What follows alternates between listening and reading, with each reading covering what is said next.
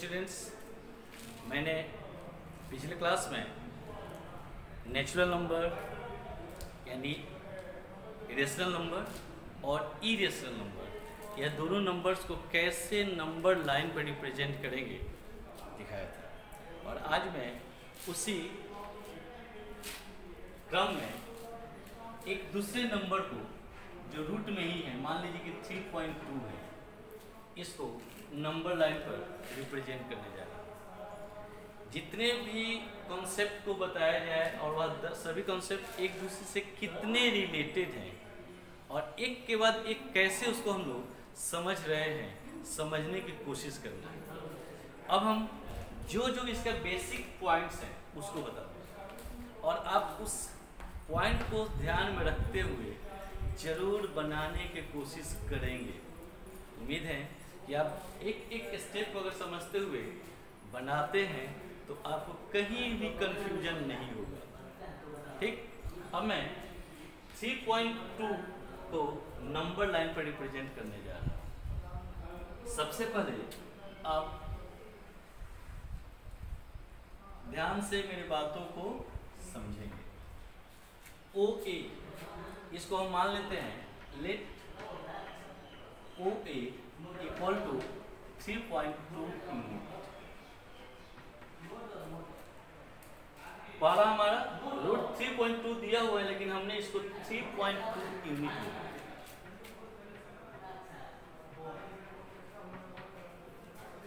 जो लेंथ हमने मान लिया, उस लेंथ के बाद फिर हम यहां से एक यहां तक का 1 यूनिट को कंस्ट्रक्ट करेंगे। जो दिया हुआ है उसको सबसे पहले हमने रेशनल नंबर के रूप में यूनिट मान करके माप निकाल दिया। उसके बाद उसके आगे 1 यूनिट। यहाँ पर आपका कोई भी नंबर हो सकता है, लेकिन हम नेक्स्ट जो नंबर निकालें यूनिट निकालेंगे वो हमेशा 1 यूनिट होगा। यानी हम अब लिखते हैं AB इक्वल टू 1 यूनिट और O से लेकर के A तक B तक का हमारा टोटल लेंथ हो गया अब 3.2 प्लस 1 यानी 4.2 यूनिट। यहाँ तक इस बात को आप क्लियर कीजिए। O से B तक हमारा टोटल लेंथ हो गया 4.2। अब हम OB को बाइसेक्ट करेंगे, यानी हम लाइन बाइसेक्ट करने का जो रूल है उस रूल को यहाँ पर इस्तेमाल करेंगे। हमारा O से B जो है वह एक 4.2 यूनिट का एक लाइन है। अब इसे हमें हाफ करना है, बाइसेक्ट। तो बाइसेक्ट करने के लिए हम जानते हैं कि 4.2 को आधा करेंगे तो 2.1 निकलेगा, लेकिन 2.1 आखिर कहाँ तक जा रहा है हम ऐसे नहीं निकालेंगे। ज्योमेट्री के अनुसार से हम किसी भी लाइन को अगर बाइसेक्ट करना होता है तो उस लाइन का आधा से अधिक, मोर देन हाफ या लेस देन फुल यानी पूरा से कम को सबसे पहले रिप्रेजेंट करते हैं, यानी सबसे पहले उसका माप निकाल लेते हैं। तो हमको पता है कि यहाँ से यहाँ तक 3.2 है और यहाँ से यहाँ तक 1 यूनिट। इसका मतलब कि यहाँ से यहाँ तक का लेंथ जो है वह आधा से अधिक है। हम कंपास से लेकर के इसको क्या करते हैं कि माप ले लेते हैं और माप लेने के बाद में हम सबसे पहले एक आर्क यहाँ पर और एक ऐसे, यानी हम कैसे इसको बाइसेक्ट करने जा रहे हैं उस स्टेप को आप समझेंगे। ये लाइन बाइसेक्ट करने का तरीका आप क्लास 6, 5, 7 तक सीखे हुए हैं। फिर यहाँ से जैसे ही लाइन को लेकर के आर्क खींचे और यहाँ लाइन क्या करते हैं 3.2 का लेंथ लेकर के आर्क खींचते हैं, तो हमारा यह यहाँ से यहाँ तक और यहाँ से यहाँ तक एक आर्क दिखता है। फिर हम क्या करते हैं कि हमारा एंड पॉइंट B है, B को भी हम क्या करते हैं इस बार उतना ही लेंथ लेकर के आर्क खींचते हैं। यहाँ से अगर आर्क खींचते तो यहाँ कट हुआ और इससे खींचेंगे तो कहीं ना कहीं हमारा कट होगा। हम हाथ से ही इसको खींच रहे हैं, इसलिए हमारा जो लेंथ बन रहा है चाहे आर्क बन रहा है वह एक एक्यूरेट नहीं है। लेकिन आप स्टेप को समझते हुए इसको क्या करेंगे कि मैंने जो जो बोला आप कंपास लेकर के जरूर उसका आर्क को खींचेंगे। आर्क खींचने के बाद ये दोनों आर्क जो हैं इन पॉइंट से जो खींचा गया कहीं ना कहीं इंटरसेक्ट करेगा, और इसको लेकर के हम लोग क्या करते हैं, जोड़ देते हैं। देखिए जोड़ते समय यह आपका एकदम परपेंडिकुलर ही एक लाइन खींचेगा। अब यहाँ से यहाँ तक इस लाइन को हमने इस पर जोड़ दिया। बाइसेक्ट करने के बाद हमें यह लाइन यहाँ पे इंटरसेक्ट हुआ, और इस तरह से हमारा O से लेकर के, तो हम इसको ले लेते हैं D, और D से लेकर के B जो हुआ वह बाइसेक्ट हो चुका है। बाइसेक्ट होने के बाद हम D को अब सेंटर मानेंगे। D को सेंटर मानने के बाद हम D से O तक का एक कंपास से लेंथ को माप लेते हैं। यानी यहाँ से यहाँ तक माप करने के बाद अब हम इसको लेकर के दोनों इन पॉइंट को लेते हुए जब हम इसको आर्क खींचेंगे, तो इस तरह से आपका एक सेमी सर्कल तैयार। सेमी सर्कल तैयार हो गया। अब सेमी सर्कल के अनुसार से या सर्कल के अनुसार से यह जो लेंथ है वो हमारा क्या है, रेडियस है। यहाँ से यहाँ तक जो है ए बी रेडियस, और यहाँ से यहाँ तक है ए बी एक रेडियस। यानी ये 3.2 अगर है तो ये भी 3.2 है, और यहाँ से यहाँ तक भी हमारा 3.2 नहीं सॉरी 3.2 से तो कम होगा, क्योंकि आधा से कम हो रहा है, ये समथिंग होगा, 3.2 नहीं होगा। अब इसको हम रेडियस को मानते हुए अब यहाँ तक पहुँचने के बाद हमने 3.2 का जो हमारा लेंथ है वहाँ तक पर ध्यान देंगे। इस पॉइंट को हमने 3.2 A को 3.2 यूनिट माना था। अब यहाँ से लेकर के इसको हम इसके साथ ऐड कर देते हैं। परपेंडिकुलर ही होना चाहिए। आपका ये जो लाइन है रेडियस है, लेकिन ये आपका रेडियस नहीं है, क्योंकि हमने इसे सेंटर से नहीं खींचा है।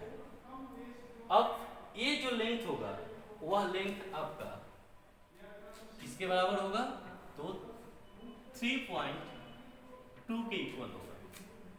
इसको आप आगे चल करके अगर कभी डाउट क्लासेस में अगर पूछना होगा कैसे होगा 3.2 अंडर रूट, इसको आप पूछेंगे। ये आपका हो गया 3.2 के बराबर। अब इसको लेकर के हम कंपास से माप लेंगे, और माप लेकर के जब हम इसको खींचेंगे तो कहीं ना कहीं जाकर के नंबर लाइन पर रिप्रेजेंट होगा, और इस तरह से ये हमारा हो गया 3.2 यूनिट, यानी 3.2 हमारा रिप्रेजेंट हो गया। इस क्वेश्चन में हमें दो तीन बातों को ध्यान से समझना है। फर्स्ट, लाइन कैसे बाइसेक्ट किया जाता है, कैसे बाइसेक्ट, तो उस पर ध्यान देंगे। बाइसेक्ट करने के बाद में जहां से बाइसेक्ट कर रहा है पॉइंट, यानी मिड पॉइंट से लेकर के हम एक एंड पॉइंट को लेकर के रेडियस बना लेंगे, और इस रेडियस को लेकर के यहाँ पर सेंटर मानते हुए सबसे पहले आर्क खींचते हैं, यानी सेमी सर्कल का आर्क। सेमी सर्कल जब बनेगा तो उसके बाद हमने 3.2 यूनिट तक जो लेंथ लिया था उस पॉइंट पर हम एक परपेंडिकुलर खींचेंगे, और जैसे परपेंडिकुलर खींचते हैं तो कहीं ना कहीं जाकर के हमारे सर्कल पर इंटरसेक्ट करेगा। ये आपका लेंथ जो हुआ वह लेंथ √3.2 के बराबर होगा।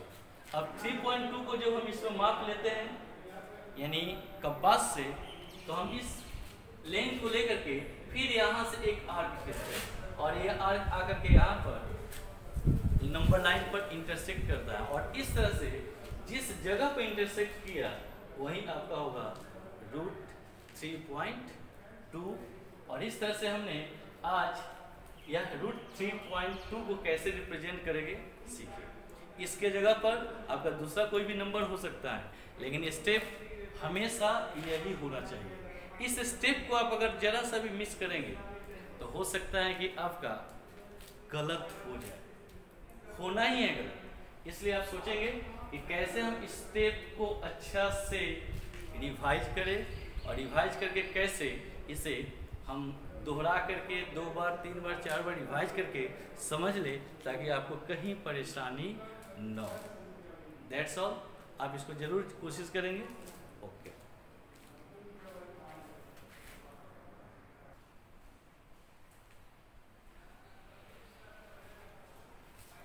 डियर स्टूडेंट्स, आज मैं एक और इरेशनल नंबर को नंबर लाइन पर रिप्रेजेंट करने बताने जा रहा हूँ।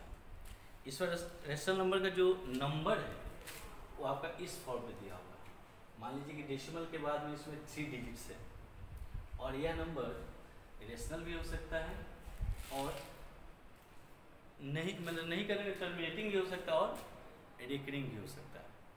हमने यहाँ पर जो भी नंबर लिया हुआ टर्मिनेटिंग दिखाया है, यानी इसके आगे जो नंबर है वह रिपीट हो रहा है, नहीं हो रहा है, ऐसा कुछ नहीं है। अब इस तरह के नंबर को अगर हमें नंबर लाइन पर दिखाना है तो आप इसके लिए एक मेथड है successive magnification method. Successive magnification में क्या होता है कि सबसे पहले हमें इस नंबर्स को छोटे छोटे टुकड़ों में बांटते हुए नंबर लाइन पर रिप्रेजेंट करना है और फिर उसमें से हम क्या करेंगे कि कैसे एक एक डेसिमल को आगे बढ़ाते हुए इस नंबर तक पहुँचे या जो भी नंबर दिया उस नंबर तक पहुँचे उसको समझेंगे। फर्स्ट इसका स्टेप है, इसको ऐसे समझेंगे। डेसिमल के पहले हमारा जो नंबर है होल नंबर के रूप में उस नंबर पर ध्यान देंगे। डेसिमल के पहले इसमें क्या दिया हुआ है 2। ध्यान से मेरी बातों को समझेंगे। हम इस 2 को सबसे पहले नंबर लाइन पर रिप्रेजेंट किए। जो यहाँ पर हम लोग 0 लेते थे, यहाँ पर 2 और 2 के बाद का जो नंबर लाइन आता है, नंबर आता है वो होता है 3। इस 2 और 3 को हम रिप्रेजेंट करेंगे। अगर यहाँ जो भी नंबर रहेगा उसको पहले लेंगे और उसके बाद का नंबर को हम एंड पॉइंट के रूप में लेंगे। क्योंकि नंबर हमारा डेसिमल है, इसे हम नंबर लाइन पर रिप्रेजेंट करना है तो हमें हर हालत में 2 और 3 के बीच में टोटल 10 पार्ट्स बनाना है। हम 10 पार्ट्स बनाने जा रहे हैं। 1 2 3 4 5 6 7 8 9 10। 1 2 3 4 5 6 7 8 9 10। 1 2 3 4 5 6 7 8 9 10। ये हो गया आपका 3। यहाँ पे दोनों के बीच का जो डिस्टेंस है वो हमेशा इक्वल हो, इस पर ध्यान देना है। हमने 2 और 3 के बीच में टोटल 10 पार्ट्स ले लिए। अब इसको सबसे पहले 2.0 यहाँ पे 3.0 यानी डेसिमल के रूप में कन्वर्ट करें। 2.0 के बाद में आता है 2.1 2.2 2.3 2.4 2.5 2.6 2.7 2.8 2.9 एंड 3.0। हमने देखा क्या कि 2.0 और 3.0 के बीच में हमारा 2.6 दिखाई दे रहा है यहाँ पर। अब यह 2.6 को फिर हम एज ए फर्स्ट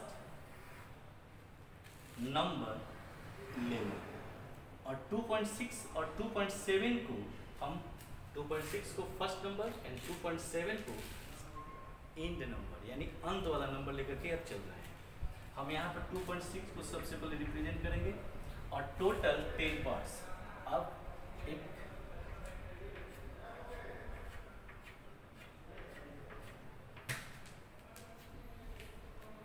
यहाँ पर हमारा जा रहा है 2.7। काउंट कर लेंगे, आपका डिस्टेंस इक्वल रहेगा और इक्वल रहेगा तो आपको देखने में और बनाने में ज़्यादा सुविधा होगी। अब हम 2.6 के बाद यहाँ एक 0 ले लेते हैं, यहाँ भी एक 0 ले लीजिए। 2.6 के बाद होता है 2.61 2.62 2.63 2.64 2.65 2.66 2.67 2.68 2.69 एंड 2.70। हमने जो नंबर को रिप्रेजेंट किया उस नंबर में से यहाँ पर भी आपको ध्यान देना है कि 2.66 तक पहुँचे के लिए तो आप देखेंगे कि 2.6 आपका यहाँ पर दिखाई दे रहा है, यानी 2.66 तक हम पहुँच चुके हैं। उसके बाद मेरा नंबर है 2.665। तो जिस नंबर तक पहुँचे हैं उस नंबर को फिर हम फर्स्ट और उसके जस्ट बाद वाला नंबर को लेकर के हम एक फिर नंबर लाइन तैयार करेंगे। इस नंबर लाइन को तैयार करते समय ध्यान से देखेंगे, हम यहाँ पर 2.66 ले लिए और यहाँ पर लेंगे 2.67। इसके बाद हम एक जीरो यहाँ लेते हैं, यहाँ भी एक जीरो ले लिए, फिर हम 2.660 और 2.670 यह दोनों के बीच में 10 पार्ट्स बनाए। 10 पार्ट्स 1 2 3 4 5 6 7 8 9 10। अब हम 2.660 के बाद वाला नंबर जो होता है 2.661। मेरे पास जगह कम हो रहा है, आप इसको कोशिश करेंगे कि इतना जगह ले कि डेसिमल के बाद में 3 डिजिट हो 4 डिजिट हो, कैसे रिप्रेजेंट करना है वो हमें दिक्कत नहीं। उसके बाद 2.662, 2.663, 2.664, 2.665, 2.666, 2.667, 2.668, 2.669 and 2.667 यानी 2.670। और इस तरह से हमने यहाँ तक में टोटल 10 पार्ट्स लेने के बाद जो नंबर हमें चाहिए 2.665 वह नंबर हमारा यहाँ दिख रहा है। और इस तरह से हमने एक रेशनल नंबर के डेसिमल नंबर को नंबर लाइन पर रिप्रेजेंट किया। यहाँ पर नंबर जो है डेसिमल के बाद के डिजिट के अनुसार से बहुत बड़ा हो जा रहा है, लेकिन इस तरह के जब भी क्वेश्चन हो तो आपके पास एक ही मेथड है, सक्सेसिव मैग्निफिकेशन। और इस मेथड के अनुसार से हम दो नंबर के बीच में कैसे छोटा से छोटा नंबर को रिप्रेजेंट करेंगे उसको सीखें।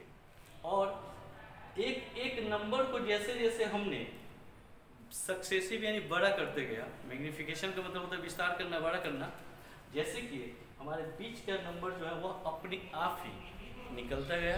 और इस तरह से हमने 2.665 को नंबर लाइन पर रिप्रेजेंट किया। उम्मीद है कि आज हमने 3-4 तरह का नंबर को नंबर लाइन पर रिप्रेजेंट करके आपको बताया, और आप कोशिश करेंगे आपका सारा का सारा कॉन्सेप्ट क्लियर हो जाएगा। Okay, that's all.